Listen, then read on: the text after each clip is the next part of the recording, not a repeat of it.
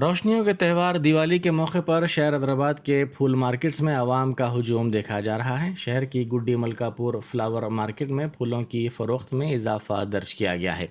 اس market میں طرح طرح کے پھول فروخت کیے جاتے ہیں۔ ان پھولوں کو مکانات، دکانات، تجارتی اداروں کو سجانے کے ساتھ ساتھ مختلف مقاصد کے لیے بھی استعمال کیا جاتا ہے۔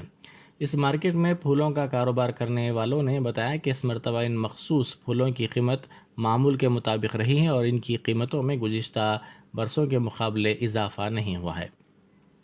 اس مرتبہ بارش کی وجہ سے پھولوں کی بہتر فصل ہوئی ہے اور ان کی کمی نہیں ہے۔ ان پھولوں کا کاروبار کرنے والوں نے بتایا کہ ان کی قیمت 40 تا 50 روپے ہے۔ بہتر معیار کے پھولوں کی قیمت 60 تا 70 روپے ہے۔